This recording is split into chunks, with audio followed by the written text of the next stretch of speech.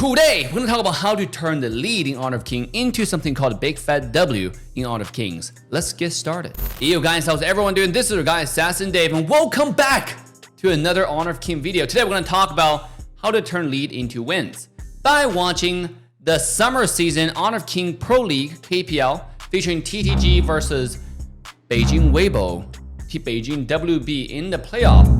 And this is one of the best series, actually. I've enjoyed the series. I watched the whole 7 games in the best out of 7. I gotta say, one thing that strike out for me in this series that I think has to be shared to the Honor of King global community is how to turn big fat lead into wins. Because a lot of times I watch the global, I would say, community, especially when I watch Team BDK, or it's a new team striving to learn Honor of King. The confusion that I see that's most prominent is, okay, I have the win now, but there's Shadow Tyrant, there's, something called a Shadow Overlord. How do I win the game now? Like, where do I go from here? Okay, well, let's talk about it. So, and I'm also gonna talk about only starting from 10 minutes in the whole 7-game series, so you can see a pattern, because pattern is what matters, right? You can analyze individual games, scenario is always different, but we can find some common attribute among all 7 games. So, starting in this game, around 7 minutes, you can see that from Team TDG perspective, Sulia has gone to the red side, the opposition of the Tyrant, Shadow Tyrant, to get the vision of the enemy marksman. Enemy marksman, I don't know what it is, by the way. I don't have it in Honor of King global server, but they have vision on the marksman. They had an idea that the marksman would go for red that tells them if they find them fighting bottom lane right now on the Shadow Tyrant, they're gonna start a 5v4 team fight. So that's their plan. And obviously, Sulia, the roam comes in, flash, engage. It's just unfortunate that he engaged on a Kaiser, who is probably the most unkillable character when he ultimate is active. And you can see like he just goes in, doesn't give a fuck in the world, and he survives, right? You just initiate on the wrong person, sadly. And the entire Team Weibo, Team WB just come in, clean house, killed almost everybody. I think they just killed everybody. Yeah, this is a full wipe, right? So I'm not talking about like this team fight, right? Because I mean, it's a great team fight, but that's not the point of the video. The point is how to turn lead into wins. Immediately after WB win that team fight, they took down 2 towers down mid. And now after they take their red buff, the bottom lane has a wave. They have a lane prio here. Byron went top lane, pressure top lane wave just slightly. And after he came back from the dead, they quickly gone for the Shadow Tyrant. At this point of the map, you can see right now, there's a bottom tier 2 tower that's still standing. The top tier 1, which is outer and inner towers, are still standing for the side of TDG. So if I'm WB, right, if I'm Weibo, what should I do? Let's take a look, right? There are many different options. Obviously, Shadow Overlord is still on the map. A lot of times, a team with a significant amount of lead, they will just do 2 objectives, the Tyrant and the Overlord. Is that something Weibo is gonna do? Well, sure enough, they pressure towards the top side, right? And look at the position for everyone. You have Byron being the 1-4, being the one off the 1-4, pressuring top lane wave, and rest of 4 people are positioning in the blue side jungle of Team TDG just to make sure everybody's pushed away. And then, soon after that, the 1 of the 1-4 equation, which is Byron, switch towards the mid lane. And the rest of the 4 people then pressure towards the top inner tower, right? Obviously, with the bomber cap present on the side of TTG, it's kind of hard to push. However, it's not impossible, and that's exactly what Weibo did. Another thing that I noticed about top teams in KPL is they like to chip away towers' health. A lot of times when I see global server, global region teams, including like from PKL, MKL, is when they see a tower don't have minion waves, they just stop chipping it. They stop doing damage to it. Whereas if you look at Weibo, they just do it. They force the tower down. I mean, when they can, right? And the top side, the same thing. The inner tower is 1 HP. They shred it. The minion wave came in, took care of the tower. With the Shadow Tyrant, they profited 3 turrets. 2 towers on the top lane and 1 tower on the bottom side, right? Now it's all up to the Shadow Overlord. Let's take a look at the position right here. You have the 1 being the 1-4 equation, Byron, slightly off the position compared to the rest of the team. And then while the rest of the 4 are positioning, clearing jungle minions so they can do the Shadow Overlord. So after they get a Shadow Overlord, another thing that I noticed, I want you to pay attention to this entire very analytical and very informative video, is how to place the Shadow Vanguard, right? Because you can see right here, Shadow Vanguard is a big fat dragon that flies and kills all your minions in a minion wave. By the way, for those who still did not know, the wave, once the Shadow Tyrant comes in, you can see the purple wave flying towards the bottom side. When it does that, not only does it clear all the minions, it also turn that wave, turn that lane into a hyper push lane. Because all your heroes, all your minions, everything that's available on that lane will do 10% extra damage to the enemy turrets. So when I see people just use Shadow Vanguard, I see frequently what people do is use the defend split push. You can do that, obviously. But once you summon the Shadow Vanguard, what you wanted to do is still go to that lane, protect the Shadow Vanguard. You want to take advantage of the 10% extra damage, push the towers, or why not? You know, that's where you should put most of your resources, and you will see the Chinese team do exactly just that. So with that being said, the top mid wave are being pressured. They send a Shadow Vanguard on the bottom side because their 1-4 is for now not going there. But after the waves come in, right, the purple lane on the bottom side, they have the extra damage on the bottom side. You have 4 people now come to the bottom side. The front line on a side of Weibo being Byron. You can see he's constantly sitting in the front, you know, soaking up damage, using the shield. He's extremely unkillable. For those who are kind of familiar with what Byron does, you know, after, like, with a short ultimate cooldown, how unkillable this guy really is. It's kind of crazy. All right, let's see the Shadow Vanguard now coming in. You have another small Vanguard coming in. There are 2 dragons. One small dragon in the mid lane. Look what Byron's doing. Byron now is pushing Qing the Dharma away.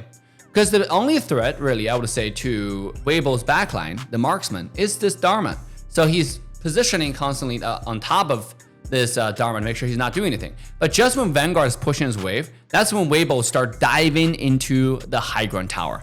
And that's something that I don't see global server do very frequently. You know, obviously being PTK, or especially speaking for the Americas region, you know, when you're watching this, make sure when the Shadow, when your wave or when your Shadow Vanguard or your Vanguard in general come into the tower, that's when you use your skill to pressure an enemy tower. That's when you force a team fight. We call it force engage, right? A lot of times when you pick HoE and Ganamo, you wonder, why do you pick HoE? Because HoE's ultimate can do something called force engage. If you lock in the ultimate, you have to start a team fight because Ganamo can one-shot that person. And if you don't zone Ganamo away, right? So that's a force initiator. So in this case, same as Weibo, when the wave comes in, when the Shadow Vanguard comes in, they force initiate. They have the mage who can, you know, send you to another realm, took away the enemy jungler. Meanwhile, you have the tankiest person, which is the Kaiser from Weibo's side, activate the ultimate and just start going in. Yeah, you can see right here, he force engaged and push enemy away, so it gave the team enough room to shred the tower.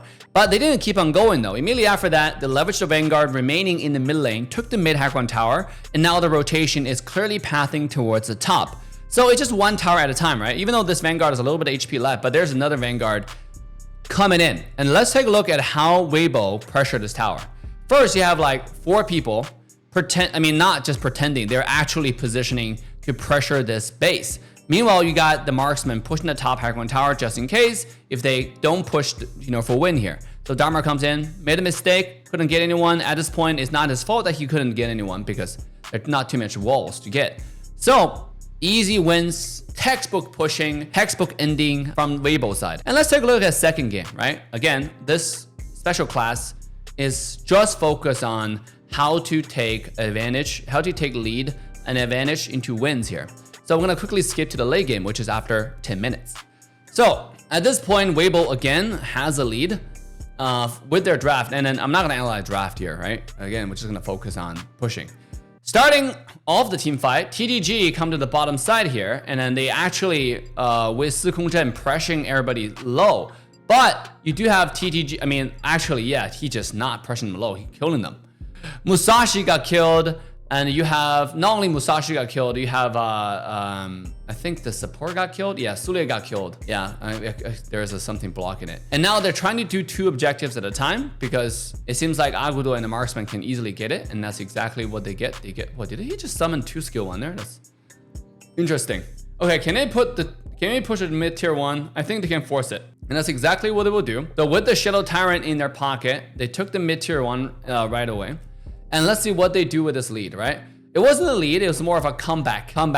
Now the entire TG is pressuring towards the Overlord, Shadow Overlord side. The objective is the top inner tower, okay? Agudo comes in, flanking behind the enemy tower, pressuring them away. They take top tier 2, okay, that's the second tower. And then the next objective, at this point, I think Shadow Tyrant buff is running out. It's only 28 seconds left. So I need to think about, okay, how do I go to the next objective? The Shadow Overlord. They waited 23 seconds.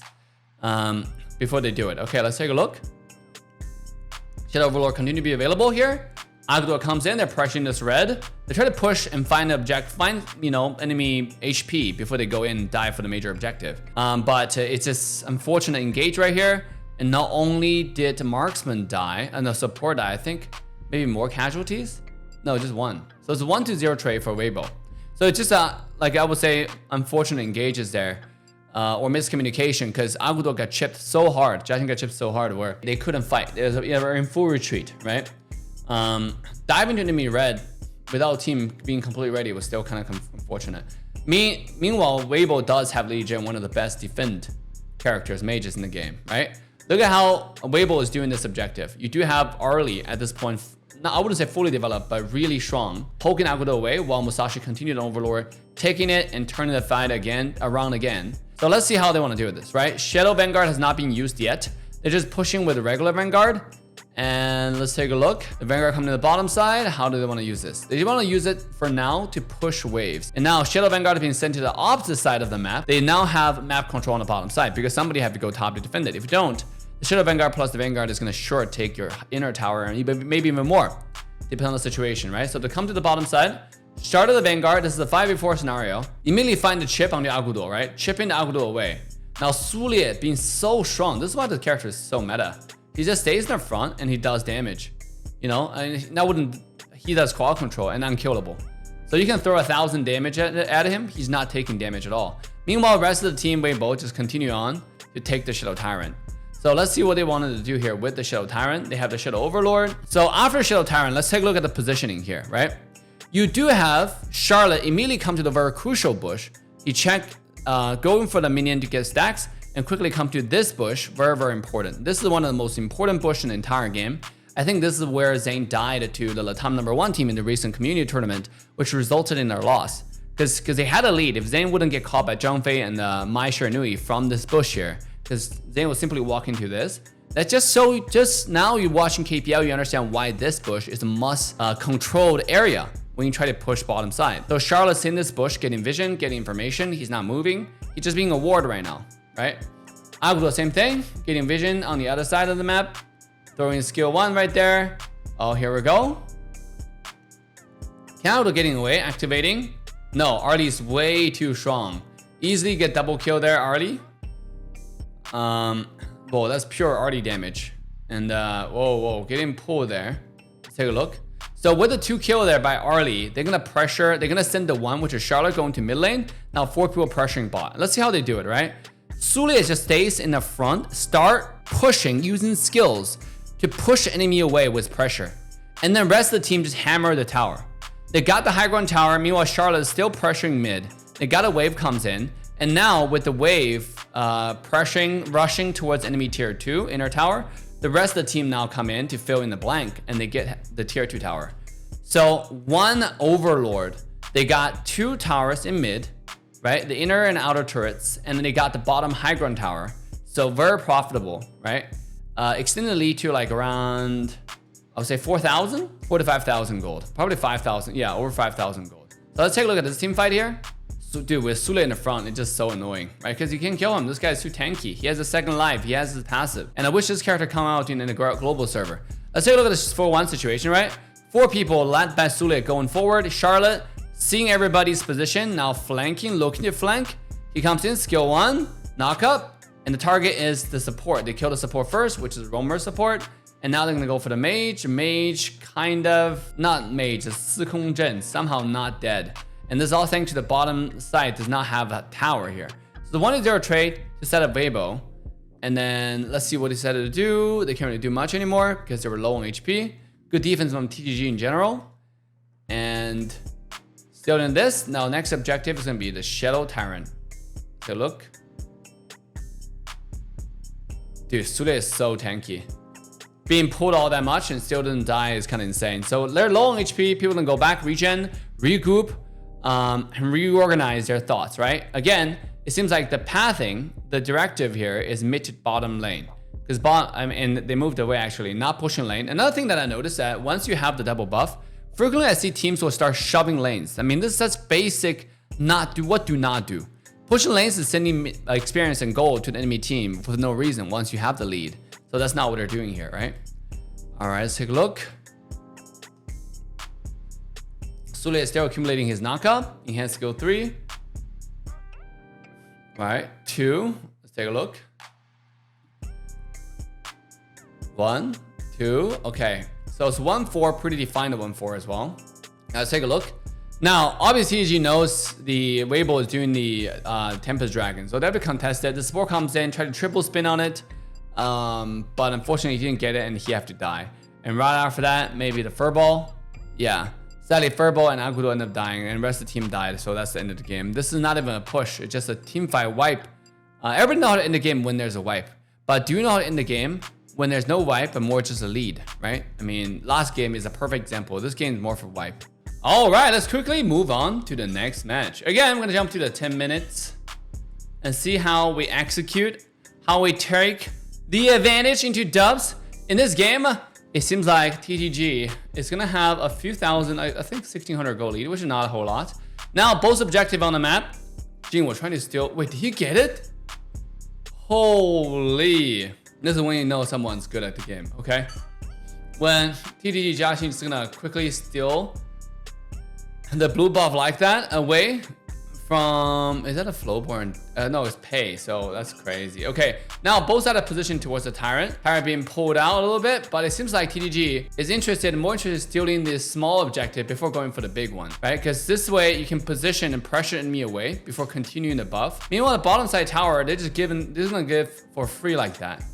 Wow, that's actually interesting, the decision making, right? It's like, okay, I don't want to trade. I'm most likely just gonna, I'm not gonna trade at all, right? Like after they take the red, you have TTG Jiaxin the Jing, went for the Tyrant himself, along with the DNJ, right? They're securing it, doing a lot of damage, tremendous amount of damage. And while they're doing it, look, they just move really fast along with Yuhuan, right? Along with Yuhuan Fuzi towards the Shadow Overlord. Make sure no one's doing it. And now they have the Shadow Tyrant. Let's see what they decided to do, right? Positioning towards the top tier 2 tower.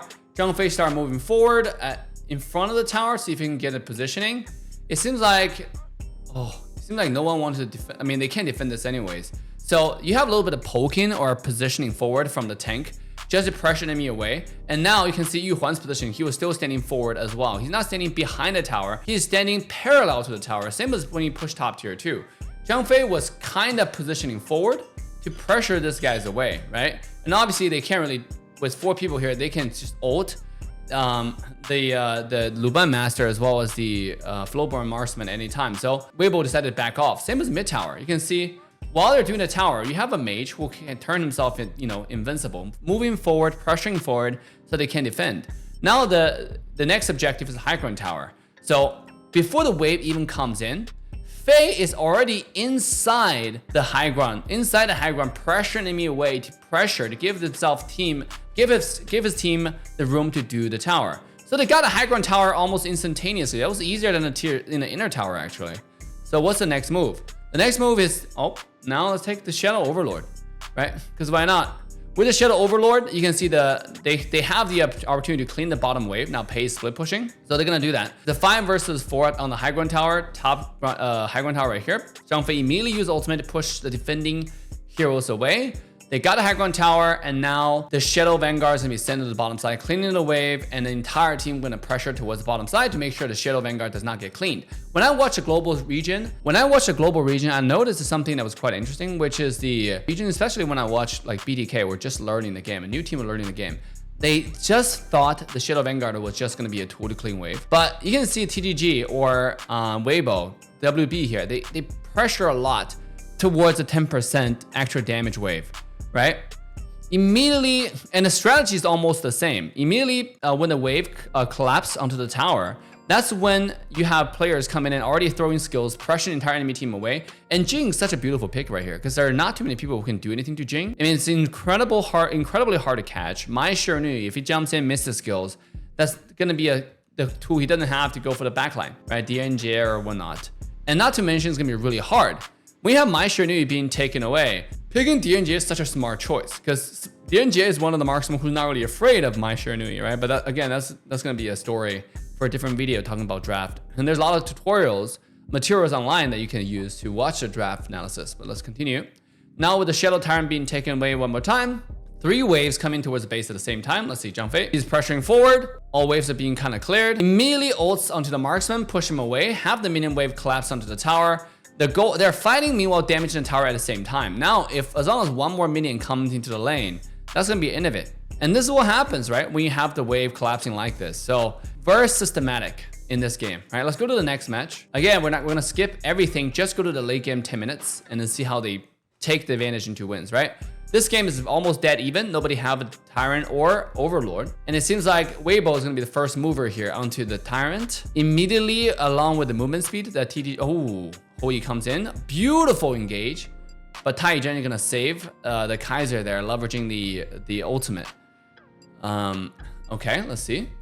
Now with Kaiser being 1 HP, is Weibo who take the Shadow Tyrant. So what did they decide to do with it? Okay. So Hoi's ult collapse one more time, but this time, does Ganmo not having ult here? Or he just doesn't want to use it onto, he didn't want to use it on Kaiser. And Kaiser activated ult as well, did he? Yeah, he did. Did he activate ult while he's being ulted? That's kind of interesting. He did like almost simultaneous at the same time, which is kind of interesting. I didn't know that was possible. Couldn't say it clearly, but they wasn't able to push because the Kaiser stayed in the front. I think it's just a smart draft that made Weibo so hard to push. Hoi continue to find those opportunities, those force engage right there. And by the way, that's a beautiful example of how Hoi force engages, right? You got Hoi ults and Ganmo looking for the engage, looking for the follow-up. It's just Kaiser in the Chinese server is such a strong character here. Oh, comes in, Kaiser move forward, forcing it. The stun connects. Liang ults, but there's no follow-up. And now Liang doesn't have the flash anymore. Guan Yu, what decided to do? Okay, everybody moves away. Trade up skills and items, right? No Splendor. No ult on Jia Xi's Kaiser. And the Shadow Overlord is still available. Let's see. Yanamo look in. Does Hoi have ult? Hoi doesn't. So the force engage mechanism is gone. But everybody just dancing. This is like a Overlord dance, you know, towards around the mid side. Let's see what they decided to do. Who's going first? Obviously being the character he is. Gonna gain the lane pressure on the opposite side of the map. Oh, Kaiser comes in with the ultimate being activated.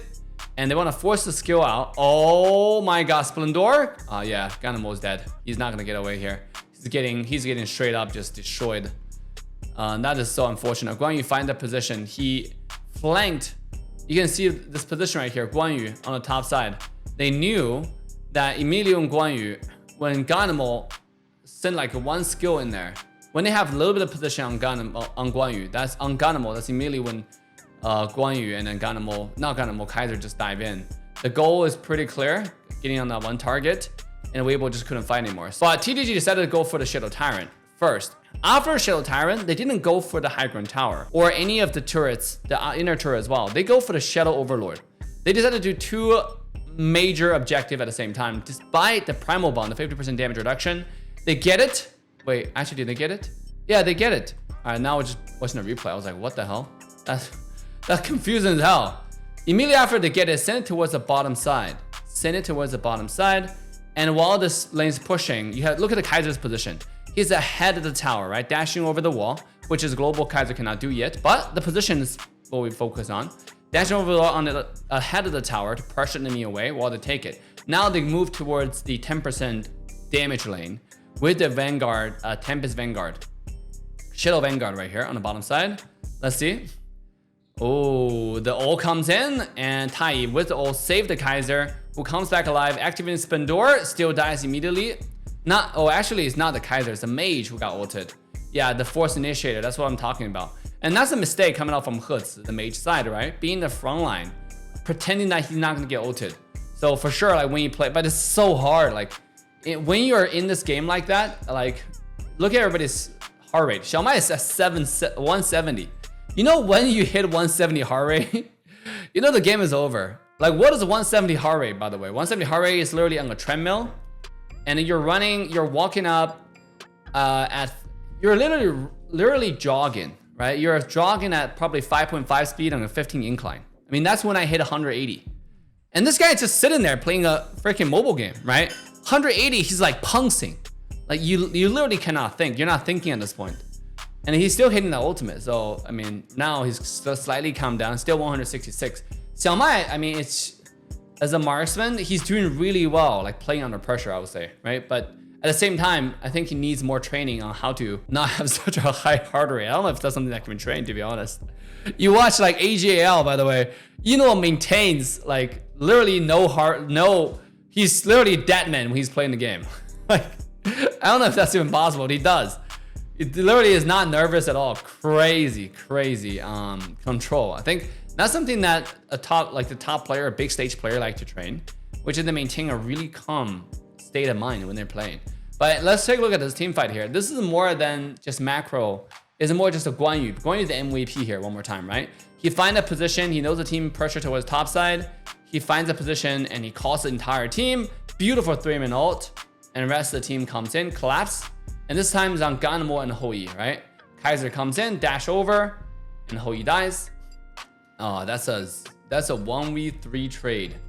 1v3 trade. And is that how the game just suddenly ended? Yeah, immediately after that, it makes sense that TG take the mid high ground tower, but what's the next move? They take the Shadow Vanguard here. And then after Shadow Vanguard, let's see. They're gonna do the same thing that Weibo is doing to them, right? They go for the Shadow Overlord. They do 2 objectives at the same time. Okay, let's see. Force engage. Did not connect, sadly, because they're too much zoning. So Ganamo didn't want to walk all the way up for that 4 spear right there. Okay, defend the wave. Couldn't do it. Now, the wave's coming in. Too little. So they're not going to push successfully. They have the Shadow Vanguard wave coming on the bottom side, which is already being killed. Okay, top side. This is a hard lane to push. I mean, when you have Ganamo and Liang, it's a hard lane to push. You have Liang, Ganamo, and HoYi, man. I mean, that's so much setup for the Ganamo. Okay, the fighter got summoned to another realm. Meanwhile, Tai got 3-man stun there. The fighter, unfortunately, is completely by himself, and he's gonna be dead. Is Kaiser gonna die? Tai, one more time, get a 3-man stun. Oh my god, Lady Sun just did way too much damage. HoYi should be dead here as well. Yeah, he's not gonna survive. He does have... Ooh! Lady Sun popping off. Okay, so that's a 0 to 3, 0 to 5 trade. It's just a better team fight. This is more than... I think once you have the Shadow Tyrant, once you Shadow Overlord, what you see here is more of a decisive team fight kind of scenario. Like look at Tai. Right? Like, it's more of a let's look for opportunity team fights. And sometimes it might be a mistake. This fighter comes in, and the rest of the team can't even follow up because Tai is just pressuring everybody away. The support from the side of TTG, and everybody's running away because they don't really have a front line to continue to fight this guy or consistent damage. Why is that? Why is HoYi not doing enough damage right now? But okay, I guess that's another game. Let's go to the next one. Right, this is now 5 minutes. All right, here. This is 9-minute objective. 9-minute objective is actually watchable because 9-minute objective is setting up for the Tyrant here. Look at. Oh.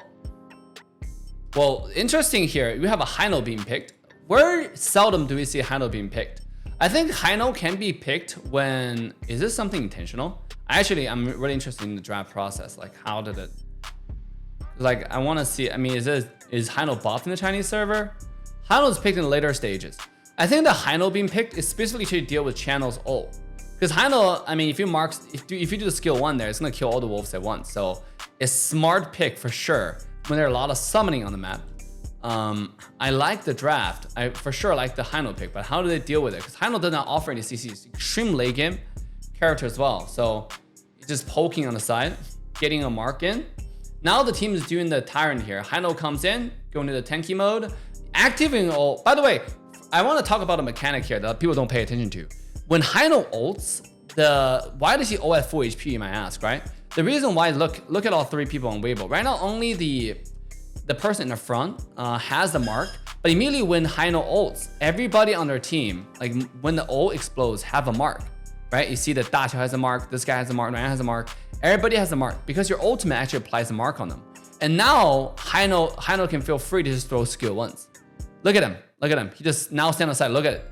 because he has everybody marked, he just throws skill 1 into the general direction. Everybody, he didn't even have to throw in the general direction because of the tracing mechanism. Everybody's getting killed.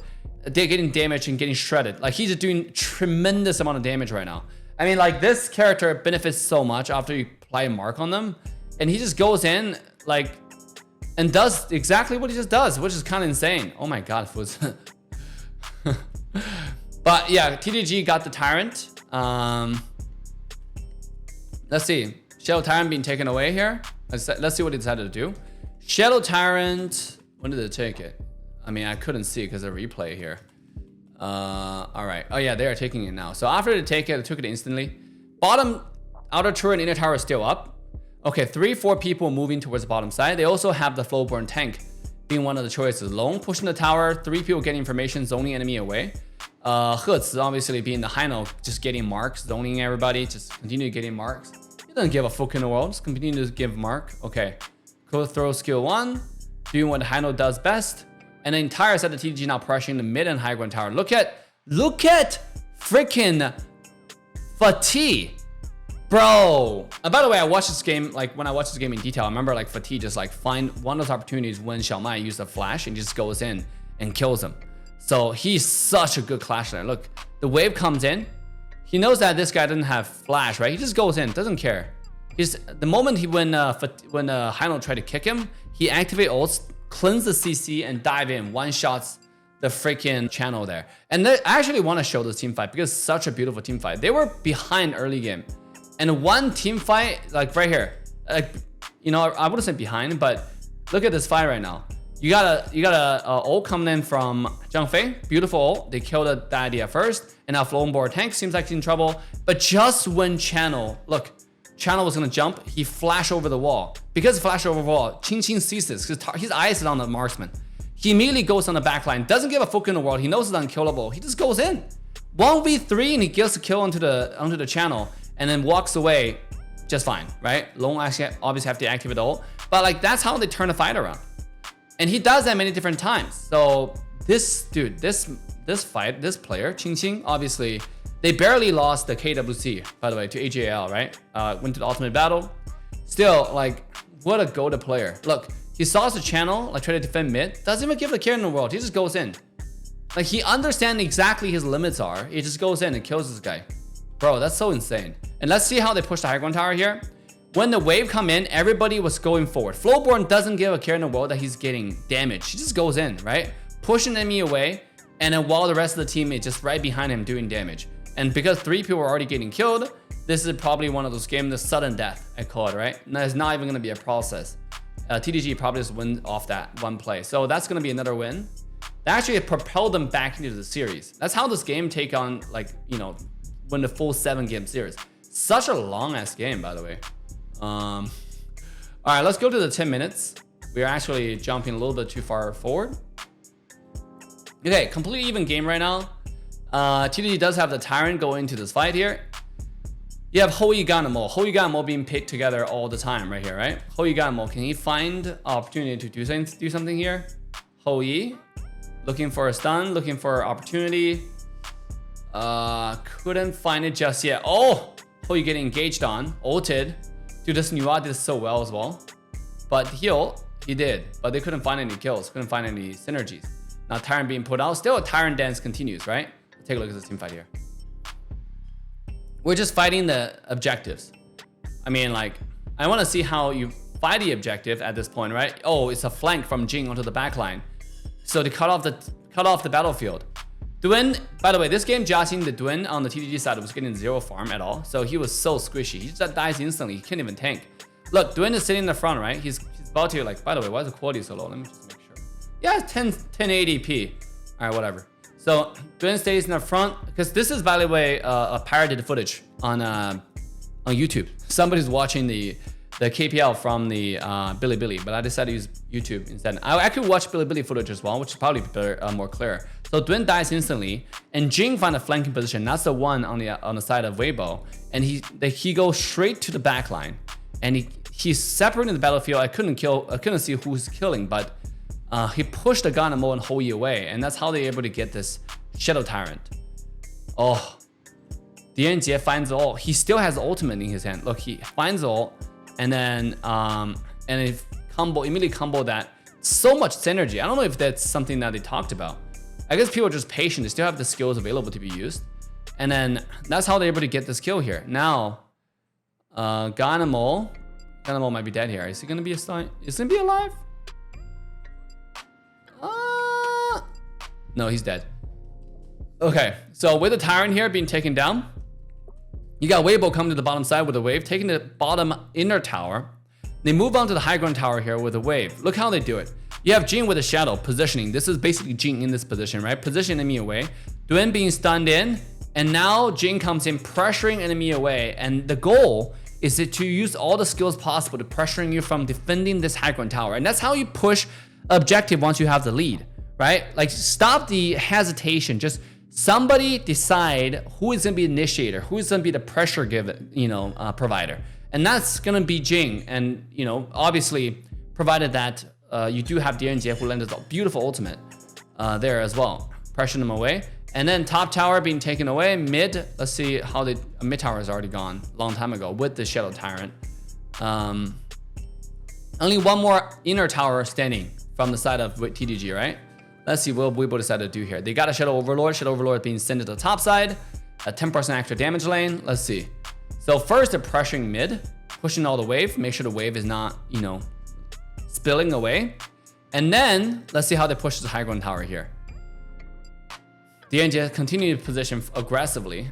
He does have the Succubus Cloak to soak out some damage here. Now he's auto attacking. He's sending the enhanced auto.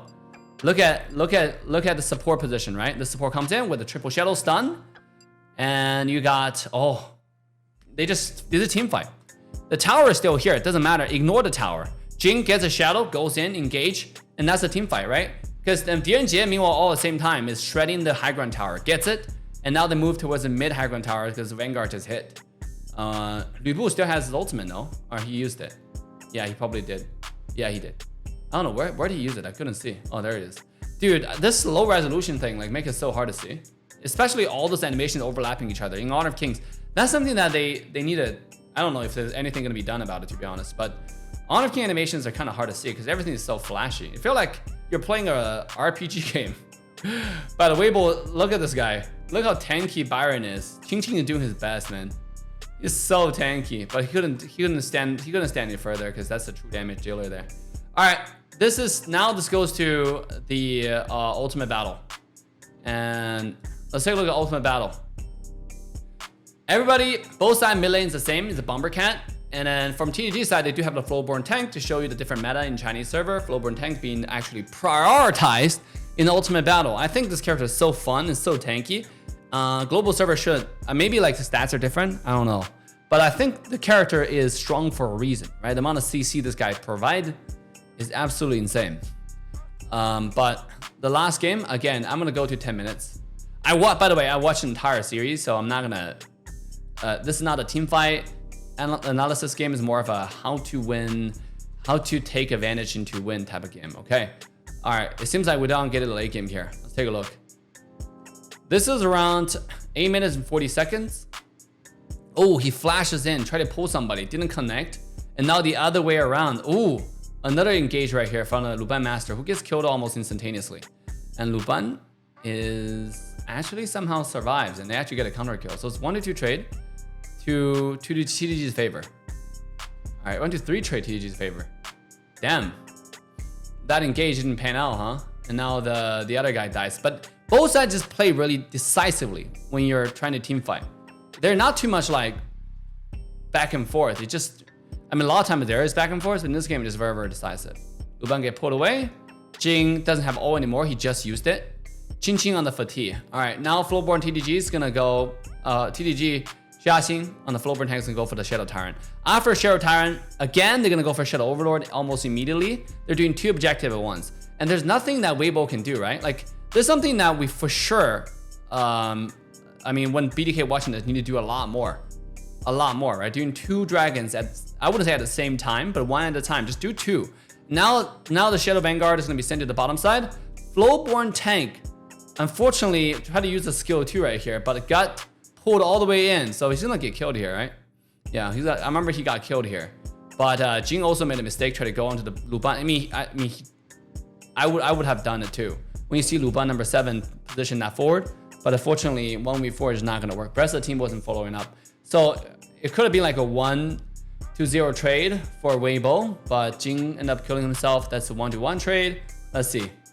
Bombercat, Fatih immediately goes in. Look at this Vanguard position. It's about to hit the tower, right? Qing Qing looking for position on the Bombercat as well as their Luban number 7. He doesn't give a care in the world. He has Pure Sky. He has freaking Flash. He goes in, skill 1 Flash onto the immediately ult backline. One shot at Luban number 7. And somehow walking away. Because every time you pass, if you're using hands auto in your ultimate, you get healed. So he's healing up and somehow walks away just fine. So, bro, this character, you should ban Fatih when you go against Qing Qing at all time. Obviously, I didn't think that this guy's gonna go into. I remember going to Ultimate Battle. I remember like in KWC, his Fatih was also insane. Like, it was just, he's just so good at Fatih, bro. It's like probably global 1 Fatih or some sort. If I would learn Fatih, I would watch Qing Qing for sure. This is such a good Clash laner to learn from. Okay, so Shadow Tyrant coming up. You can see that TDG is not doing it. And then the specific reason why is they want to do the Overlord. And you might ask, well, hey, why Overlord first? Because this way, Shadow Tyrant buff timer gets extended. So Overlord, you can send it at any time, right? The Shadow Vanguard. But Shadow Tyrant's buff timer is a fixed timer. So it's like, and this buff is what wins team fight. It's what is more important objective to get for team fight purposes. So now they're doing the Overlord first and then come in to force the Tyrant despite the 50% damage reduction. And they're gonna get it, right? Because the Weibo is just boxed in the base. And let's see how they turn this. So now the Shadow Vanguard are gonna send to the top side. Okay, Million Tower here.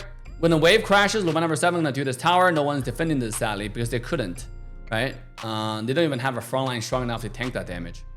Okay, top High Ground Tower is being taken away as well. They couldn't defend it. They're literally just relying on Bombercat to throw as much damage as they can, but he couldn't. So let's see. Flowborn tank, he's low already. Activating the Blood Rage. Fatih, ultimate. The Shadow Vanguard is still in. Oh, Fatih goes in, instantly kill the backline. Oh my god, dude, he just finds opportunity. Look at this. Both of them goes in, they find the same opportunity.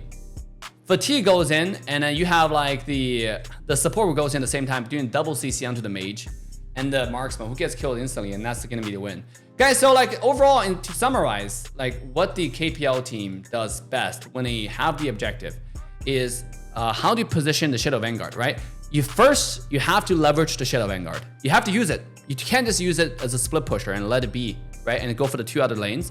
You have to somehow migrate your team towards that lane. Take advantage of the 10% extra damage. Another thing is once you have the lead when you pressure a tower, you have to designate one person as the initiator. It has to be Zhang Fei's ultimate. It can be Jing goes in if enemy team doesn't have a Liang or whatnot to stop that person, just to pressure enemy away. They also had in the previous game when Jing went in, they had a Nuwa who follow up with more damage, right? So there are many different mechanics.